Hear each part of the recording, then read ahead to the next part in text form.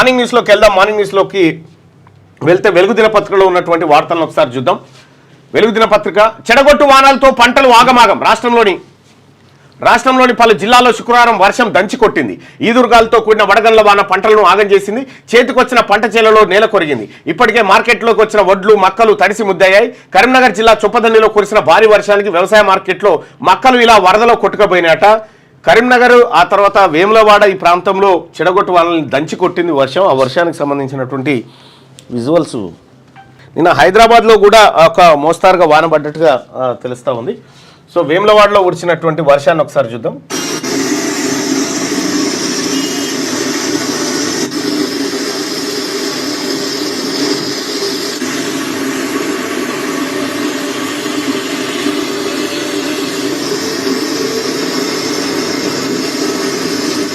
ఇది వేములవాడలో కురిసినటువంటి వర్షం. హైదరాబాద్లో కూడా కొన్ని చోట్ల చిరుజల్లులు పడ్డట్టుగా తెలుస్తూ ఉంది. మొత్తానికి ఇవి చెడగొట్టు వానలు. ఇవి వరి పైరు చేతికొచ్చేటువంటి సమయంలో ఈ వానల ద్వారా భారీ నష్టం. ఇగో హైదరాబాద్లో కురిసినటువంటి సచివాలయం దగ్గర కురిసినటువంటి వర్షాన్ని ముందు పేరుకపోయినటువంటి నీళ్లను మనం చూడొచ్చు స్క్రీన్ మీద. ఈ రకంగా చెడగొట్టు వానలు ఈ కాలంలో పడుతూ ఉంటాయి. ఈ చెడగొట్టు వానల వల్ల వరి పైరుకు సంబంధించినటువంటి గింజలు ఏవైతే ఉంటాయో అవి రాలిపోయేటువంటి ప్రమాదం ఉంటుంది. ఇతర పంటలు కూడా దెబ్బతింటాయి. అలాగే కళ్ళాల్లో ఉన్నటువంటి వడ్లు ఆ తర్వాత మిగతా పంట కూడా నాశనం అయ్యేటువంటి అవకాశం ఉంటుంది. ఇది నిన్న రాత్రి కురిసినటువంటి వర్షానికి సంబంధించినటువంటి విజువల్ చూడొచ్చు మనం.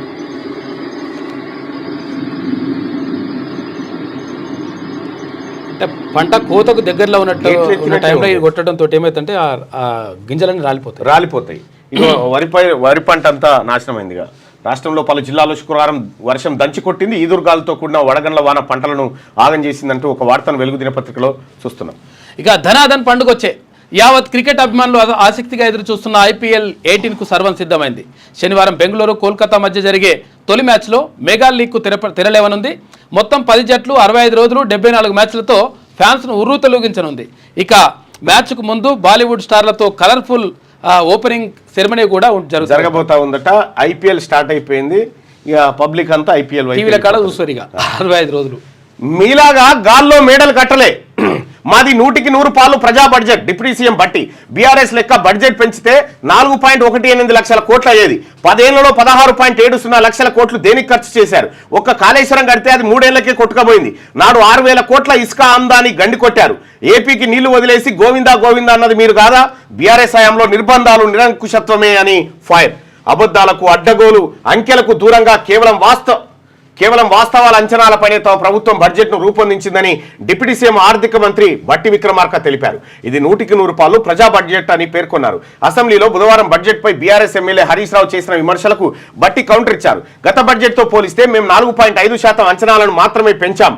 మీలాగా గాల్లో మేడలు కట్టలేదు. ఏటా 20% బడ్జెట్ పెంచుకుంటూ పోలేదు. 10 ఏళ్ల పాలనలో ఆర్థిక అరాచకత్వం చేశారు. మీలాగా పెంచుతూ పోతే ఈసారి 4.18 లక్షల కోట్ల బడ్జెట్ పెట్టాల్సి వచ్చేది.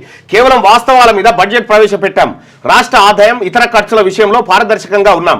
మేము వచ్చిన తర్వాత ఆదాయం ఎంతో ఖర్చు ఎంతో ప్రజల ముందు స్పష్టం చేశాం. రూపాయి పోగేసి ప్రజల కోసం ఖర్చు చేస్తున్నామని పేర్కొన్నారు. జీఎస్టీ గ్రోత్ దేశం కంటే తక్కువ ఉందని హరీష్ అంటున్నారని, కానీ బీఆర్ఎస్ హయాంలో జీఎస్టీ వసూలు 8.4% ఉండగా ప్రస్తుతం 12.3% ఉన్నాయనే విషయం గుర్తుంచుకోవాలని అన్నారు. గత 10 ఏళ్ల పాలనలో రాష్ట్రంలో ఉద్యోగాల భర్తీ చేపట్టకుండా ఒక జనరేషన్ మొత్తాన్ని నాశనం చేశారని ఆయన మండిపడ్డారు. నిన్న హరీష్ రావు మాట్లాడుతూ ఏమన్నాడంటే, వాస్తవ దూరంగా రాష్ట్ర బడ్జెట్ పద్దులో చూపిన అంకెలకు వాస్తవ లెక్కలకు పొంతం లేదు. హరీష్ రావు హామీలను ఎగ్గొడుతాం, అందిన కాడికి దోసుకుంటామనే తీరుగా బడ్జెట్. మీ విధానాల వల్ల రాష్ట్ర వృద్ధి రేటు పడిపోతున్నది. భూములు అమ్మితే తప్ప హామీలు అమలు చేయలేని పరిస్థితి. ఆర్థిక మాంద్యం దేశంలో ప్రపంచంలో ఎక్కడా లేదు. మీ బుద్ధిలో ఆలోచనలోనే మాంద్యం. బడ్జెట్ పై ప్రసంగంలో సర్కార్పై విమర్శలు. హరీష్ వ్యాఖ్యలపై బట్టి, శ్రీధర్ బాబు, వెంకటరెడ్డి ఫైర్. సబ్జెక్టు వదిలి రాజకీయ విమర్శలు చేస్తున్నారని మండిపాటు. రాష్ట్ర బడ్జెట్ వాస్తవ దూరంగా ఉందని, బడ్జెట్లో చెప్పిన అంకెలకు వాస్తవ లెక్కలకు పొంతన లేదని బీఆర్ఎస్ ఎమ్మెల్యే మాజీ మంత్రి హరీష్ రావు విమర్శించారు. ప్రభుత్వ చర్యలతో జీఎస్టీ స్టాంప్స్ అండ్ రిజిస్ట్రేషన్ ఆదాయం తగ్గి రాష్ట్రంలో వృద్ధి రేటు పడిపోయిందని, అప్పులు చేసి భూములు అమ్మితే తప్ప హామీలు అమలు చేయలేని పరిస్థితికి ప్రభుత్వం దిగజారిందని ఆరోపించారు. అయితే ఇదే అంశం పైన బట్టి కౌంటర్ ఇస్తూ హరీష్ పరిధి దాటి మాట్లాడొద్దు, బడ్జెట్ పై మాట్లాడకుండా హరీష్ రావు పొలిటికల్ విమర్శలు చేస్తున్నారు, సభలో ఇష్టం వచ్చినట్టు మాట్లాడితే ఎలా, హుందాగా వ్యవహరించాలని స్పీకర్ చెప్తున్నా హరీష్ మాత్రం పట్టించుకోవడం లేదు, పైగా వాదనకు దిగడం ఏమిటి, సభానాయకుడికి అజ్ఞానం అంటున్నాడు, మాకేమో బుద్ధిమాన్యం అంటున్నాడు, విద్యావంతుడైన హరీష్ రావు భాష పట్ల కొంచెం పద్ధతిగా ఉంటే మంచిది, పరిధి దాటి మాట్లాడదని చెప్పి బట్టి విక్రమార్క నిన్న కౌంటర్ ఇచ్చిండు. ఇక ఈ అంశాన్ని కనుక ఒకసారి చూస్తే తెలంగాణ రాష్ట్ర ప్రభుత్వం పెట్టినటువంటి బడ్జెట్ను బీఆర్ఎస్ పార్టీ విపక్షంలో ఉన్నటువంటి పార్టీ సహజంగానే బాగుందని ఎవరు చెప్పరు, విమర్శిస్తారు, సహజంగానే విమర్శిస్తారు. సో కాకపోతే మనం బడ్జెట్ని గత బడ్జెట్లు వీళ్ళు బడ్జెట్లు పెట్టినప్పుడు ఏం జరిగింది, వీళ్ళు పెట్టినప్పుడు ఏం జరిగింది అంటే వీళ్ళు పెట్టినప్పుడేమో మనది అప్పులు పుడుతున్న రాష్ట్రం విపరీతంగా, ఎక్కడంటే అక్కడ అప్పులు పుడుతున్నటువంటి రాష్ట్రం, తద్వారా వీళ్ళు కొంత ఎక్కడ దొరికితే అక్కడ అప్పులు జమ చేసి విపరీతంగా పంచుడు కార్యక్రమం పెట్టిరు. అయితే వీళ్ళు వచ్చేసరికి ఈ అప్పులు ఇచ్చే పరిస్థితి లేదు. ఒకవేళ ఇప్పుడు పరిస్థితి ఏంటంటే ఏడుకొచ్చిన దారుణం అంటే రేవంత్ రెడ్డి గారు చెప్తా ఉన్నారు ఏమని, 1,50,000 కోట్ల రూపాయలు అప్పులు తెచ్చినామని ఆయనే చెప్పిండు, ఇంత అప్పు తెచ్చిన కానీ ఇందులో 1,47,000 కోట్లు మిత్తిలి కిస్తీలకి కట్టామంటున్నాను. కేసీఆర్ చేసిన అప్పులు కట్టామని చెప్పి చెప్తా ఉన్నాడు. అయితే మరి ఇవి ఏడకెళ్ళి తెచ్చిండు అప్పులు అంటే ఈ అప్పులు 1,47,000 కట్టిండు కదా, ఇవి కట్టిండు కాబట్టి మళ్ళీ తెచ్చుకోవచ్చు అన్నట్టు. అంతే, అప్పటిదప్పుడే రోజు రొక్కం బలాదూరు కార్యక్రమం అన్నట్టు. ఇది ఏ పూట కాపుటనే. ఇక ఇది ఈ బడ్జెట్ నిన్న వ్యవహారం ఏంటంటే అసలు కథలు పోయినాయి. సంక్షేమము, తర్వాత రాష్ట్రంలో విద్య, రాష్ట్రంలో వైద్యము, ఈ అంశాలన్నీ పోయి రాజకీయ అంశాలు తెర మీదకి వచ్చినాయి. ఏది కుంచమొడ్లం కూలికి పోతే బుడ్డెడోడ్లు దుడ్డెబ్బుకిపోయినట్టు అయిపోయింది కథ. చెన్నైకి వెళ్లిన సీఎం రేవంత్ డీలిమిటేషన్ పై నేడు ఆల్ పార్టీ మీటింగ్ కు హాజరు. పిసిసి అయితే విషయం ఏంటంటే మొన్నసారి 2,91,000 కోట్ల బడ్జెట్ పెట్టిరు. ఇంత పెడితే 2,10,000 కోట్లు కూడా ఖర్చు పెట్టలే. 80% నిధులను కూడా ఖర్చు చేయలే తెలంగాణ రాష్ట్ర ప్రభుత్వం. అంటే అంచనాలు తలకిందులు అయినాయి పోయినసారి బడ్జెట్లో. మరి ఈసారి ఎన్ని అయితే తెలియదుగా.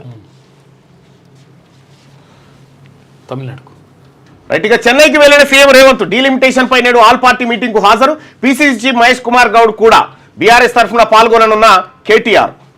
ఇక కులగణనతోనే అసమానతలు బయటపడతాయి, నిజాలు బయటకు రావద్దనే కొందరు దాన్ని వ్యతిరేకిస్తున్నారు. రాహుల్ విద్యా వ్యవస్థలో అట్టడుగు వర్గాలకు ఇప్పటికీ అన్యాయం, దేశ వనరులు అందరికి సమానంగా పంచాలన్న అంబేద్కర్ కళ ఇప్పటికీ నెరవేరలేదు, దాన్ని సాకారం చేసేందుకు కాంగ్రెస్ పోరాడుతుందని వెల్లడి. యూజీసీ మాజీ చైర్మన్ సుఖ్దేవ్ దోరట్తో జరిగిన తన ఇంటర్వ్యూలో వీడియో రిలీజ్ చేసినట్ట. నేను రాహుల్ గాంధీ గారు కులగణనతోనే అసమానతలు బయటపడతాయి, నిజాలు బయటకు రావద్దనే కొందరు దాన్ని వ్యతిరేకిస్తా ఉన్నారు. ఇక్కడ తెలంగాణ రాష్ట్రంలో చేసినటువంటి కులగణన, తెలంగాణ రాష్ట్రంలో ఇంకా చూడరు. ఇవ బుక్ చూపిద్దాం, అది తేపో బడ్జెట్ బుక్లో ఉంటుంది పోసా. ఇక్కడ ఉంది దా అన్న, ఉందా బుక్ పెట్టిదా? 24 ఉంది, 25 తేపో.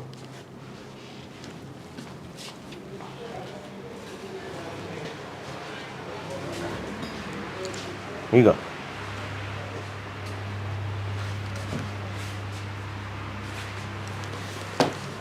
రాహుల్ గాంధీ గారికి ఇది తెలవాలి. ఈ తెలంగాణ రాష్ట్రంలో రేవంత్ రెడ్డి గారు జానారెడ్డి గారు చేసినటువంటి దుకాణం ఒక్కసారి చూడండి. టోటల్ బడ్జెట్ సైజు వాళ్ళ బుక్కుల్లో ఇచ్చిర్రు.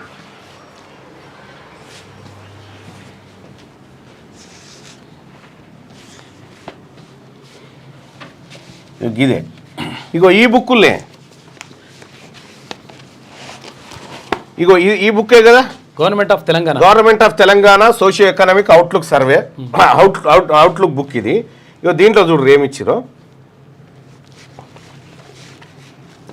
రాహుల్ గాంధీ గారు మీరు ఇక్కడ అద్భుతమైన సర్వే చేస్తున్నారని వీళ్ళు చెప్పగానే మీరు భ్రమపడుతున్నారు కానీ కాదు. ఇక్కడ చూడిగో, ఇగో కొంచెం జూమ్ కీ హైలైట్స్ జూమ్ కనిపిస్తుందా? జూమ్ కనిపిస్తుంది, ఇంకా దగ్గర పెట్టాలా. ఇగో the state GSDP for the year 2024-25 at current prices is estimated at 16,12,579 కోట్లు. 16,12,579 కోట్లు జిఎస్డిపి తెలంగాణ అని చెప్పి దాని గ్రోత్ రేట్ 10%గా చూపించారు. విషయం ఏంటంటే ఈ 16,12,579 కోట్లను తలా ఒక్క తలకు 3,79,751 మందికి వంచినామని చెప్పారు. ఈ 16,79,579 కోట్ల రూపాయలను 3,79,751 రూపాయల చొప్పున తెలంగాణ రాష్ట్రంలో ఉన్న జనాభాకు వంచడం చెప్పారు. ఇది డివైడెడ్ బై ఇది కొడితే తెలంగాణ రాష్ట్ర జనాభా 4,21 లక్షలు వస్తా ఉంది. గవర్నమెంట్ లెక్కలే. ఇది 13వ పేజీ. 13వ పేజీలో ప్రభుత్వమే 4,21 లక్షల మందికి మేము సంపద పంచుతా ఉన్నాం ఈ రాష్ట్రంలో అని చెప్తా ఉంది. మళ్ళీ ఇదే ప్రభుత్వము సర్వే చేసి 3,70,00,000 మందే ఉన్నారని చెప్తా ఉన్నారు రాహుల్ గాంధీ గారు ఈ తెలంగాణలో చేసినటువంటి సర్వేను కనుక పట్టుకొని మీరు దేశమంతా తిరిగితే మిమ్మల్ని ఫూల్ చేస్తారు వీళ్ళందరూ కలిసి. ఆ సర్వే తీసుకొని పోతే వట్టిగానే అయిపోతుంది మీ పని. కాలం ఇప్పుడు వాస్తవానికి మీ పేరు నిలబెట్టాల్సింది పోయి మీ పేరును సర్వనాశనం చేశారు. తెలంగాణ రాష్ట్ర జనాభా 4,21 లక్షలని బడ్జెట్ దాంట్లో పెట్టింది రాష్ట్ర ప్రభుత్వం. ఇప్పుడు తెలంగాణ నేను నిన్న అదే ప్రశ్న అడిగిన. నేను నిన్న మండలిలో అడిగినటువంటి ప్రశ్న చూడండి.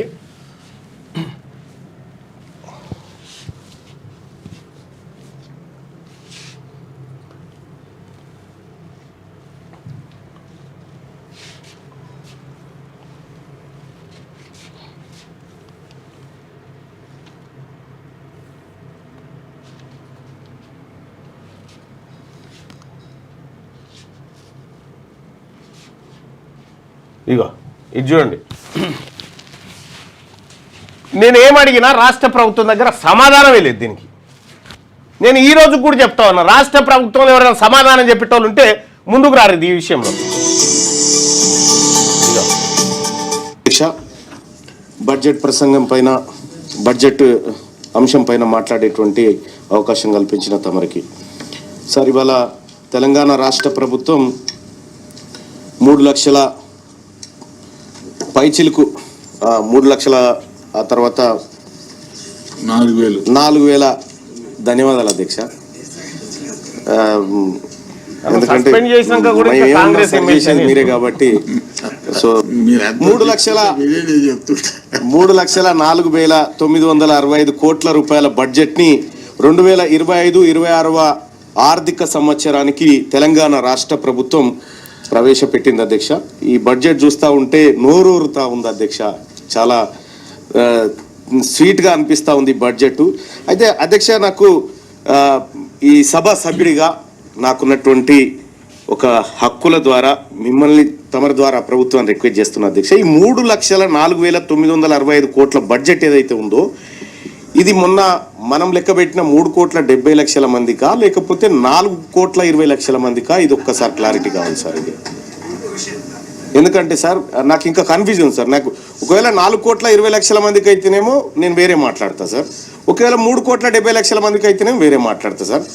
సార్ ఎందుకంటే ఇక్కడ ఈ బుక్లోనేమో 3,70,00,000 మందికి అని ఈ టేబుల్ మీదనే పెట్టింది అధ్యక్ష గవర్నమెంట్. కానీ ఇందులోనేమో 4,21,00,000 మంది ఉన్నారని ఈ బుక్లో పెట్టింది సార్ గవర్నమెంట్. ఈ రెండిట్లో లేదు కరెక్ట్ సార్. మమ్మల్ని తప్పుదో పట్టించింది ఏ బుక్ ఒకసారి దయచేసి తమ ద్వారా తెలియజేయాలి సార్.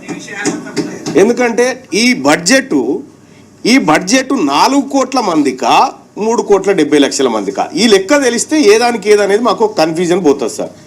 ఈ రాష్ట్ర ప్రభుత్వం ఈ పుస్తకంలో తెలంగాణ రాష్ట్ర జనాభా 4,21,00,000 మంది ఉన్నారని ఈ బుక్లో చెప్తా ఉంది. ఈ రాష్ట్ర ప్రభుత్వం చేసినటువంటి సర్వేలో 3,70,00,000 మంది జనాభా అని చెప్తా ఉంది. బడ్జెట్ ఎంతమందికో అర్థం కాక నేను కన్ఫ్యూజన్లో ఉన్నా సార్. Right sir. ఈ అంశం పట్ల రాష్ట్ర ప్రభుత్వం దగ్గర క్లారిటీ లేదు. నేను అడుగుతా ఉన్నా, రాహుల్ గాంధీ గారు మిమ్మల్ని మిస్గైడ్ చేసినారు. మీ ఆలోచన కరెక్టే, దేశవ్యాప్తంగా కులగణన ఏం జరగాలని కరెక్టే. కానీ ఇక్కడ ఉన్నటువంటి ముఖ్యమంత్రి, ఆ తర్వాత ఇక్కడ ఉన్నటువంటి జానారెడ్డి, కొంతమంది అప్పర్ కాస్ట్కి సంబంధించినటువంటి వాళ్ళు వాళ్ళ జనాభాని ఎక్కువ చూపించి ఈడబ్ల్యూఎస్ను కాపాడుకొని వెంటనే ఉద్యోగాలన్నీ భర్తీ చేసే కార్యక్రమంలో వాళ్ళు బిజీగా ఉన్నారు. మనమేమో ఇక్కడ అద్భుతమైన సర్వే జరుగుతుందని మీరు అనుకుంటారు. జరగలే, జరిగిందంతా బోగస్. అందుకే తలగబెట్టింది దాన్ని. మళ్ళొక పత్రిక మళ్ళొకటి ఉంటే మళ్ళీ తలగబెడదు దాన్ని మీరే ఆదర్శంగా అయితే విద్యా వ్యవస్థలో అట్టడుగు వర్గాలకు ఇప్పటికీ అన్యాయం జరుగుతూ ఉంది. మనం బడ్జెట్ పెడితే తెలంగాణ రాష్ట్రంలో మనం బడ్జెట్ పెడితే విద్యా వ్యవస్థలో సార్ సంక్షేమ హాస్టల్లో ఉండి చదువుకుంటున్న పోరగానికేమో ఒక రోజుకు తిండి ఖర్చు 50 రూపాయలు ఇస్తా ఉన్నాము, జైల్లో ఉన్నటువంటి ఖైదీకేమో 83 రూపాయలు ఇస్తున్నాం సార్. మన గవర్నమెంటే, మళ్ళీ కాంగ్రెస్ పార్టీ గవర్నమెంట్లోనే. ఇగో ఈ దుకాణం. దేశ వనరులు అందరికీ సమానంగా పంచాలన్న అంబేద్కర్ కళ ఇప్పటికీ నెరవేరలేదు. ఇప్పుడు చెప్పండి, ఈ దేశంలో ముఖ్యంగా తెలంగాణ రాష్ట్రంలో బీసీల జనాభా వాళ్ళు పెట్టే లెక్కల ప్రకారమే 56% అనుకుందాం. అది బోగసే, కానీ 56% అనుకుందాం. ఈ 56% ప్రజలకు తెలంగాణ బడ్జెట్లో బీసీలకు పెట్టిన బడ్జెట్ ఎంత? 11,000 కోట్లని ఈసారి పెట్టిరు. పోయినసారి 9,200 కోట్లు పెడితే 5,200 కోట్లు కూడా ఖర్చు చేయలే. అలా 400 కోట్లు మిగిలించుకోరు, 4,000 కోట్లు అన్న మిగిలించుకోరు. జీతాలకు మరి మీ ప్రభుత్వమే సరిగా పంపినప్పుడు జనానికి, మీ ప్రభుత్వమే న్యాయం చేయనప్పుడు మనం మందికి ఎట్లా చెప్పగలుగుతాం సార్? దాన్ని సాకారం చేసేందుకు కాంగ్రెస్ పోరాడుతుందని వీళ్ళు పోరాటం తర్వాత అధికారంలో ఉన్నప్పుడే మనం ఇస్తలేం కదా.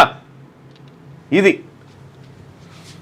ఇక కరెంటు ఛార్జీల పెంపు లేనట్టే క్లారిటీ ఇచ్చిన డిస్కంలు. రెవెన్యూ లోటును భరించేందుకు సర్కార్ గ్రీన్ సిగ్నల్, ప్రభుత్వ అంగీకారం. అంతేందుకు సార్, ఇక్కడ తెలంగాణ రాష్ట్రంలో కులగణన చేసి ఇప్పటి వరకు ఏ కులం లెక్కలేందనేది చెప్పలేదు. వట్టి పర్సెంటేజ్ లేసి తూతు మంత్రం అనిపించారు వీళ్ళంతా. ఇది మీ నీతి, ఇది నీ నిజాయితీ ప్రభుత్వాన్ని.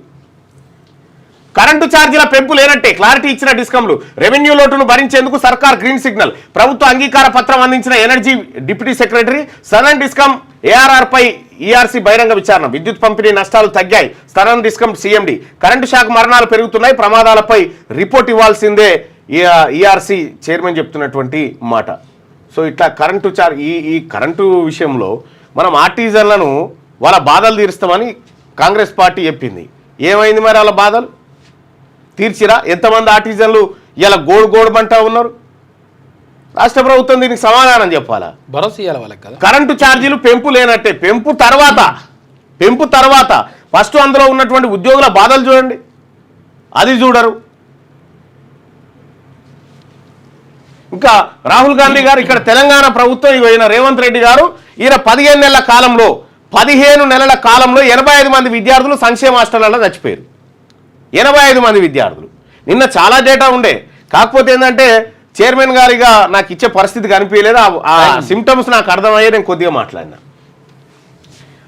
ఆన్లైన్లో బెట్టింగ్కు మరో యువకుడు బలి. రూపాయలు 10 లక్షల పైగా అప్పు చేసిన యువకుడు తీర్చే మార్గం కనిపించకపోవడంతో సూసైడ్. పెద్దపల్లి జిల్లా గోదావరిఖండ్లో ఘటన. మృతుడి భార్య ఫిర్యాదు మేరకు కేసు నమోదు చేసిన. ఇగో ఆన్లైన్ బెట్టింగ్ అంతా ఇప్పుడు ఈ ఎవడెవడో పంజగుట్ట పోలీస్ స్టేషన్లో కేసులు నమోదు అయినాయి కదా, ఇంకా చాలా మంది ఉంటారు ఈ బెట్టింగ్ యాప్లు ప్రమోట్ చేయడం. నువ్వు అంతెందుక, బెట్టింగ్ యాప్లు కాదు, మేము మొన్న ఎమ్మెల్సీ ఎలక్షన్ జరిగినాయి పట్టభద్రులై, వరంగల్ నిజామాబాద్, ఆదిలాబాద్, కరీంనగర్, మెదక్ది. వాళ్ళు మా వీడియోల ముంగట యాడ్ వేయమంటేనే వేయలే. మేము అడ్వర్టైజ్మెంట్, బీజేపీ అడ్వర్టైజ్మెంట్ వేయమంటే వేయలే. ఎందుకంటే మేము మద్దతు ఇస్తున్నటువంటి హరికృష్ణకు మోసం జరుగుతుందని. గంత నిబద్ధతతో కొంతమంది ఉంటే, ఇక కొంతమంది డబ్బుల కోసం విపరీతంగా బెట్టింగ్ యాప్స్ ను ప్రమోట్ చేయడం, తద్వారా ఏమైతుంది వీళ్ళకు? మీరు రాసి పెట్టుకోరు, ఏదో ఒక రోజు కంట్రీ డిలేట్ కు ప్రమోట్ చేసే వాళ్ళు కూడా ఇదే కేసులలో ఇస్తారు. మీరు చూడరు, 100%. ప్రకాష్ రాజు గారు ప్రకాష్ రాజు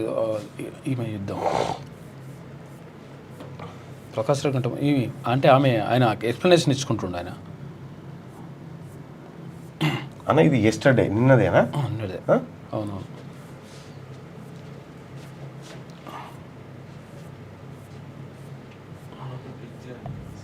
ఒకటి ఆయనకు ఈ గిన్నెలో చూడు, తెలంగాణ పోలీసులు అబ్బో ఏముంటుంది అదే.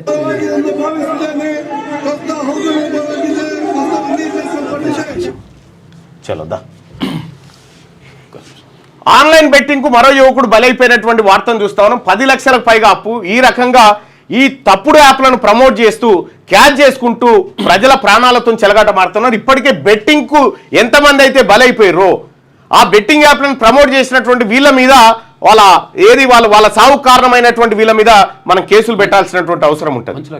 ఏదో ఒక రోజు ఈ కంట్రీ డిలేట్ పాలన ఎవరైతే ప్రమోట్ చేస్తా ఉన్నారో వాళ్ళ పరిస్థితి కూడా గీడికే వస్తుంది. చూడరు. What is this your honour? Rape attempt తీర్పుపై అన్ని వర్గాల నుంచి వ్యతిరేకత. అలహాబాద్ హైకోర్టు జడ్జి ఇచ్చిన జడ్జిమెంట్ సమాజానికి తప్పుడు సందేశం ఇస్తుందని ఆందోళన. సుప్రీంకోర్టు కలగజేసుకోవాలని డిమాండ్. అది తప్పుడు తీర్పు. కేంద్ర మంత్రి అన్నపూర్ణాదేవి. ఇగో జడ్జి తప్పుడు తీర్పు ఇచ్చిందట. జడ్జి ఇంట్లో గుట్టలుగా నోట్ల కట్టలు. కలకలం రేపుతున్న ఢిల్లీ హైకోర్టు జస్టిస్ యశ్వంత్ వర్మ వ్యవహారం. Collegium serious. అలహాబాద్ హైకోర్టుకు ట్రాన్స్ఫర్. మా కోర్టు ఏమన్నా చెత్తబుట్టనా అంటూ అక్కడ లాయర్లు ఆందోళన వ్యక్తం చేస్తా ఉన్నారట. ఒకసారి 9వ పేజీకి పోవాలి మనం.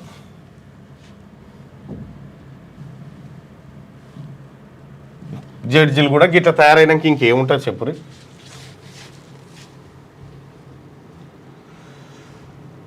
ఇంకో జడ్జి ఇంట్లో గుట్టలుగా నోట్ల కట్టలు. కలకలం రేపుతున్న ఢిల్లీ జడ్జి వ్యవహారం. సస్పెండ్ చేసి బదిలీపై పంపిన సుప్రీంకోర్టు కొలీజియం. బదిలీ ఒకటే సరిపోదని సర్వత్రా విమర్శలు. ఢిల్లీ హైకోర్టు జస్టిస్ యశ్వంత్ వర్మ ఇంట్లో గుట్టలుగా నోట్ల కట్టలు బయటపడడం దేశవ్యాప్తంగా సంచలనం సృష్టించింది. ఢిల్లీలోని ఆయన నివాసంలో ఈ నెల 14న అగ్ని ప్రమాదం జరిగింది. మంటలు ఆర్పేందుకు వెళ్లిన ఫైర్ సిబ్బంది ఈ నోట్ల కట్టలను గుర్తించి ఉన్నతాధికారులకు సమాచారం అందించగా వారు ఘటనా స్థలానికి వెళ్లి పరిశీలించారు. అదంతా లెక్కల్లో చూపని నగదుగా గుర్తించి సీజ్ చేశారు.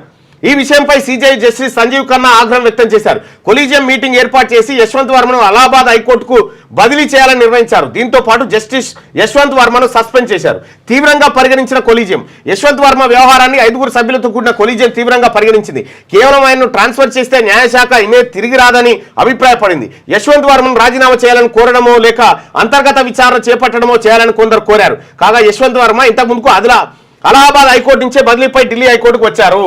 ప్రస్తుతం ఆయన సేల్స్ ట్యాక్స్, జీఎస్టీ, కంపెనీ ఇతర అప్పీల్ను సంబంధించిన కేసులను పరిష్కరించే డివిజన్ బెంచ్ కు నాయకత్వం వహిస్తా ఉన్నట. ఇగో జడ్జే గిట్లా లంచావతారం ఎత్తి లక్షల కోట్ల రూపాయలు ఇంట్లో పెట్టుకుంటే ఇల్లు తలగబడితే ఫైర్ ఇంజన్ పోతే మొత్తం నోట్ల కట్టలు ఉన్నాయి.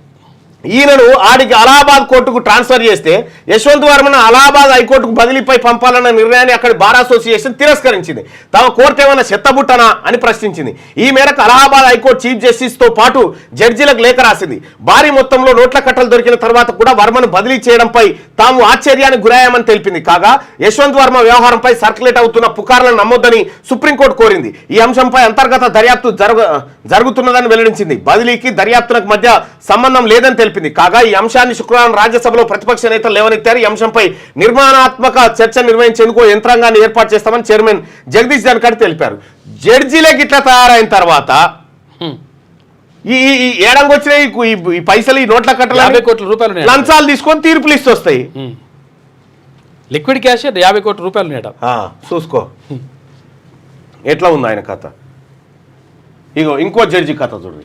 అలహాబాద్ జడ్జి తీర్పుపై దుమారం. అన్ని వర్గాల నుంచి వ్యతిరేకత. సమాజానికి తప్పుడు సంకేతం ఇస్తుందని ఆందోళన. సుప్రీం కలగజేసుకోవాలని డిమాండ్. అది తప్పుడు తీర్పు అని చెప్పి కేంద్ర మంత్రి.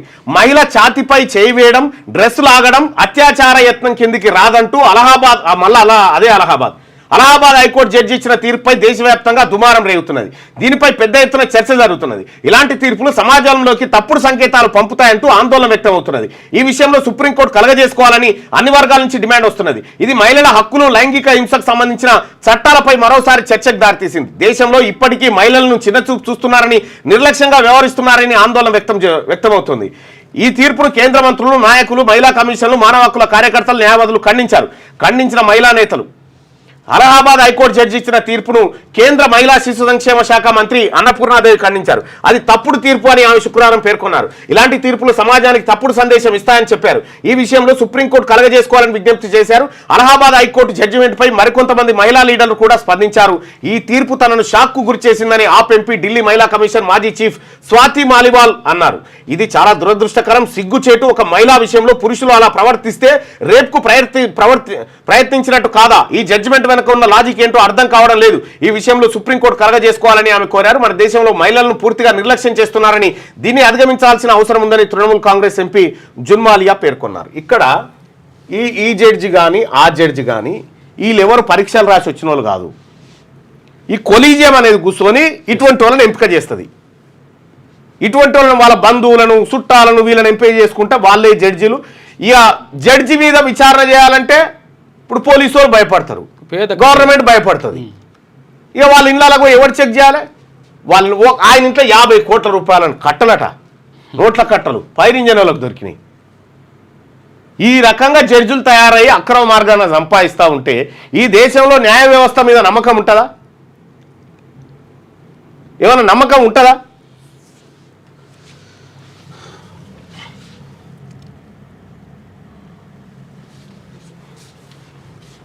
ఇది జడ్జిల కథ. తుమ్మిడిహెట్టికి 3 ప్రపోజల్స్. పాత డిజైన్ ప్రకారమే ముందుకెళ్లాలన్నది ఫస్ట్ ప్లాన్. ఇప్పటికే 71.5 కిలోమీటర్ల మేర కాలువలు పూర్తి, త్వరగా నీలివొచ్చని భావన. రెండో మార్గం ఎత్తు తగ్గించి వానాకాలంలో ఎత్తిపోసుకోవాలనే ఆలోచన. ఎత్తుపై మహారాష్ట్ర సర్కార్తో ఏప్రిల్లో సమావేశానికి ఏర్పాట్లు. ఇది కుదరకుంటే మూడో మార్గంగా తుమ్మిడిహెట్టితో పాటు వార్దా నిర్మాణం. ఆ రెండింటిని లింక్ చేసి నీటిని తీసుకోవాలనే యోచన. నిన్న నేను మాట్లాడిన ఇదే తమ్మిడిహెట్టు గురించి. 152 మీటర్ల ఎత్తు ప్రాజెక్టు కడితే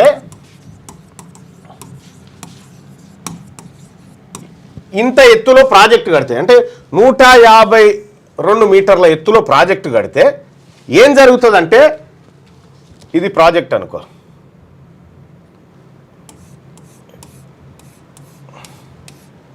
ఇది ప్రాజెక్టు, ఇది 152వ మీటర్. 152 మీటర్ల ఎత్తులో ప్రాజెక్టు కట్టుకుంటూ వచ్చినాం అనుకో, ఇక్కడ ఉన్నటువంటి మహారాష్ట్ర ప్రాంతం ఏదైతే ఉందో, మహారాష్ట్రలోని గచ్చిరోలి ఆ ప్రాంతాలు మునిగిపోతూ ఉన్నాయి. కాబట్టి ఈ స్టోర్ అంతా, వాటర్ అంతా ఇక్కడ స్టోర్ అవుతుంది. కాబట్టి మేము 152కు ఒప్పుకోమని మహారాష్ట్ర చెప్పింది. మహారాష్ట్ర చెప్పుడుతోటి ఏమైంది, 148 మీటర్లకు ఓకే అని కేసీఆర్ గారు గతంలో పోయి సంతకాలు చేసి బేగంపేట ఎయిర్పోర్ట్లో దిగి గుర్రాలు వీటితో ర్యాలీ తీసిన తర్వాత ఇది కట్టిరంటే ఇది కట్టలే. ఇది కట్టకుండా మళ్ళీ ఏం చేసిరు, కిందికి వచ్చి మేడిగడ్డ దగ్గర కాళేశ్వరం అని మళ్ళీ కట్టిరది. కాళేశ్వరం నుంచి 120 మీటర్లు ఎత్తిపోయాలి. 120 మీటర్లు ఎత్తి ఎల్లంపల్లిలో పోయాలి. ఒకవేళ తమ్మిడిహెట్టి కాడ కడితే కేవలం 21 మీటర్లు ఎత్తిపోస్తే ఎల్లంపల్లి ఒకటే లిఫ్ట్ తోటి ఎల్లంపల్లిలో పడతాయి. గ్రావిటీ ద్వారా అక్కడికి పోతే అక్కడి నుంచి ఒక లిఫ్ట్ ద్వారా పోతాయి. ఇక్కడ విషయం ఏంటంటే బాగా అర్థం చేసుకోరి.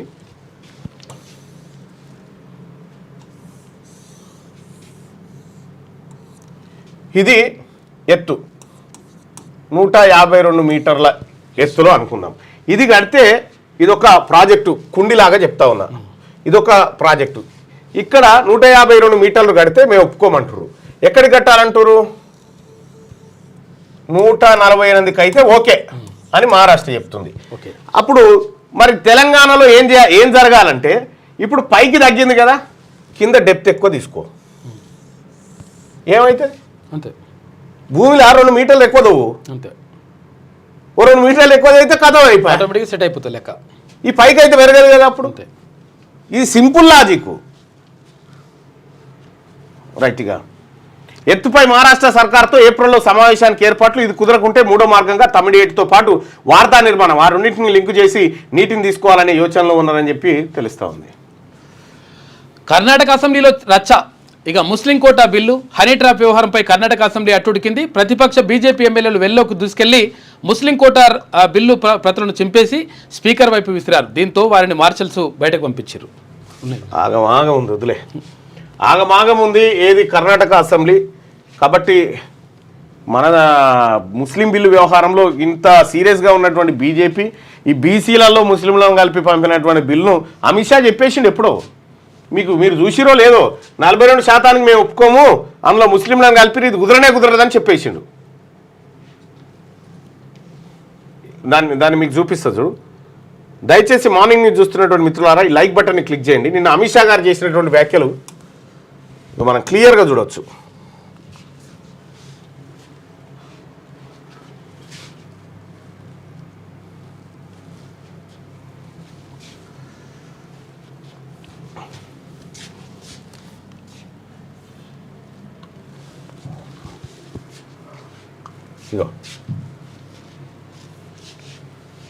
ఇగో అమిత్ షా గారు ఏం చెప్పిండు చూడుగా. బీసీ ముసుగులో ముస్లిం రిజర్వేషన్లకు వ్యతిరేకం, కలిసి పనిచేయండి, రాష్ట్రంలో అధికారం మనదే. అమిత్ షా. ప్రజల్లో కాంగ్రెస్ పై విపరీతమైన కోపం. జేపీ నడ్డా. బీజేపీ నేతలకు అగ్రనేత దిశానిర్దేశం. తెలంగాణ అసెంబ్లీలో ఆమోదం పొందిన 42% బీసీ రిజర్వేషన్లను ఎట్టి పరిస్థితుల్లోనూ కేంద్రం ఆమోదించేది లేదని రాష్ట్ర బీజేపీ నేతలకు పార్టీ అగ్రనేత కేంద్ర మంత్రి అమిత్ షా స్పష్టం చేశారు. అయిపోయిందా? 42% దుకాణం క్లోజ్ అయినట్టేగా. అంతే. ఇదంతా తెలుసు రేవంత్ రెడ్డి గారికి ఇది జరుగుతుందని. నేను మొత్తుకునేది అదే. నేను మండల్లో మాట్లాడి గుండెల మీద చేసుకొని చెప్పు ఇది అయ్యా నాన్న. ఇగో ఇది జరిగిన కథ, అయిపోయింది దాని కథ. దానికి మరి మనం ఏం చేద్దాం బీసీ సమాజం అనేది చెప్తా. లేటెస్ట్ న్యూస్ తెలుగు మరియు ఇంగ్లీష్ అప్డేట్స్ కోసం ఇప్పుడే క్యూన్యూస్ అఫీషియల్ యాప్ ని ప్లే స్టోర్ నుండి డౌన్లోడ్ చేసుకోండి. సరికొత్త సమాచారాల కోసం క్యూన్యూస్ వెబ్సైట్ ని ఫాలో అవ్వండి. ఛానల్లో ప్రాంతీయ, జాతీయ, అంతర్జాతీయ వార్తలు వీక్షించండి. లైక్ చేయండి,